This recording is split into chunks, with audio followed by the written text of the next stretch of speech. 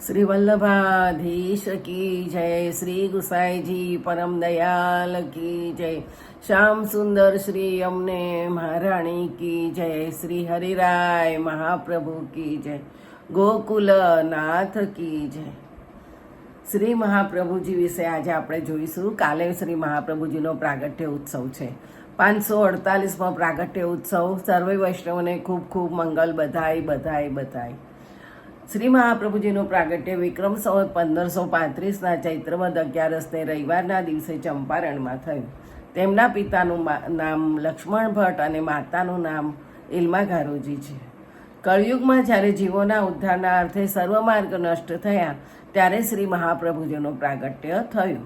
મહાપ્રભુજીએ સેવા માર્ગ પ્રગટાવ્યો, તેનો દ્રઢ પાયો નાખી તેના પ્રચાર થઈ સેવા માર્ગ પ્રવૃત્ત થાય તે માટે સેવારીત પ્રીત વ્રજ જનકીર જનહિત જગ પ્રગટાઈ। મહાપ્રભુજીએ પુષ્ટિ માર્ગનો પ્રચાર અને પ્રસાર કરી 3 વખત ભારતમાં પૃથ્વી પરિક્રમા કરીને દેવીજીઓને શરણે લીધા, તેમજ 84 વૈષ્ણવ તરીકે જે આજે ઓળખાય છે તે જ દૈવી જીવો છે। મહાપ્રભુજીની 84 બેઠકો છે, સાક્ષાત મહાપ્રભુજી ત્યાં બિરાજે છે। મહાપ્રભુજીએ કુલ 7 વર્ષ, 5 વર્ષ અને 9 વર્ષ એવી રીતે 21 વર્ષ સુધી તેમણે પરિક્રમા કરીને સમગ્ર ભારતમાં ભક્તિ સંપ્રદાય પ્રસ્થાપિત કર્યો અને શુદ્ધાવેદ બ્રહ્મવાદનું સ્થાપન કર્યું, માયાવાદનું ખંડન કર્યું। પહેલો બ્રહ્મ સમાન મંત્ર તેમણે દામોદરદાસ હરસાનીજીને આપ્યો। દમલા તેરે લીએ એ માર્ગ પ્રગટ કર્યો હૈ એમ કહ્યું। સૌથી પહેલું ભાગવત પારાયણ ચંપારણમાં કર્યું। શ્રી મહાપ્રભુજીના પરિવારમાં 3 ભાઈ અને 2 બહેનો હતી। બે બહેનો સુભદ્રા અને સરસ્વતી, અને ભાઈ શ્રી રામકૃષ્ણ, શ્રી રામચંદ્ર અને શ્રી વિશ્વનાથ। આમ શ્રી મહાપ્રભુજીએ આપણા માટે બહુ પરિશ્રમ કરી અતિ મહત્વના પ્રસંગ તેમના જણાવું। તેમણે વાઘપતિ અને બાલ સરસ્વતી એ 2 બુરુદ નાનપણમાં જ મળી ગયા હતા।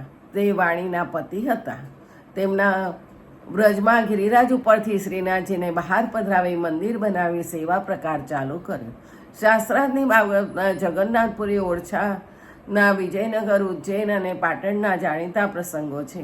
જગન્નાથપુરીમાં પણ 4 પ્રશ્નોના જવાબ મેળવ્યા હતા। ઓરછામાં ઘટ સરસ્વતીને હરાવી કનકાભિષેકનું સન્માન મળ્યું હતું। ઉજ્જૈનમાં એકી સાથે સેંકડો માયાવાદીઓ સાથે શાસ્ત્રાર્થ કરી એકી સાથે પ્રશ્ન પૂછવાનો આગ્રહ રાખેલ તે વલ્લભાચાર્ય જેટલા બ્રાહ્મણ હતા તેટલા મુખ ધારણ કરી તેમને પ્રત્યુત્તર કર્યો અને જવાબ આપી નિરુત્તર કર્યા પછી વિજયનગર 28 દિવસ શાસ્ત્રાર્થ કરી તેમને પણ નિરુત્તર કર્યા। રાજા કૃષ્ણદેવરાય કનકાભિષેક ધામધૂમપૂર્વક કર્યો। દક્ષિણના અનેક વિદ્વાનો સાથે શાસ્ત્રાર્થ કરી તેમને પણ નિરુત્તર કર્યા। કાશી વિશ્વનાથ મહાદેવજીના મંદિરના દ્વારે પત્રાવલંબન ગ્રંથનો પત્ર લગાવીને સૌને ચૂપ કરી દીધા। પાટણના જૈન મુનિઓ સાથે શાસ્ત્રાર્થ કર્યા। મથુરામાં વિશ્રામઘાટ ઉપર મુસલમાન સુબા હતા, ઊભી કરેલી યંત્રબાધા દૂર કરી। વ્રજમાં બહુલાવનમાં ત્યાંના સુબાના આગ્રહથી પથ્થરની ગાયને ચેતનવંતી કરી ઘાસ ખવડાવ્યું હતું। ઠાકોરજી પાસેથી ગોકુળમાં બ્રહ્મસમનનો મંત્ર ઉપદેશ પ્રાપ્ત કરી દૈવીજીઓને બ્રહ્મસમનની દીક્ષા આપી। આવા શ્રી મહાપ્રભુજી આપણા માટે પરિશ્રમ કરી ગુરુને કોટી કોટી દંડવત પ્રણામ। ગુરુ એટલે ગૌરવવંતી દિવ્ય પ્રતિભા, જે મહાન છે, જે શ્રેષ્ઠ છે તે ગુરુ।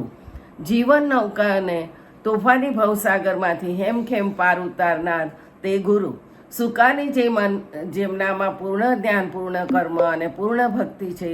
ગુરુ વિના જ્ઞાન નહીં, ગુરુ વિના ગોવિંદ નહીં। જ્ઞાન અને ગોવિંદ મેળવી આપે તે ગુરુ। આવા ગુરુનો મહિમા જગતે સ્વીકાર્યો છે અને ગાયો છે।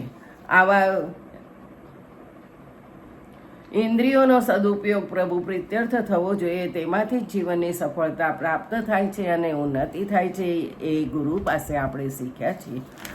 આવા ગુરુને કોટી કોટી દંડવત પ્રણામ। જય જય શ્રી ગોકલેશ। સર્વેને કાલના ઉત્સવની ખૂબ ખૂબ મંગલ, બધાય।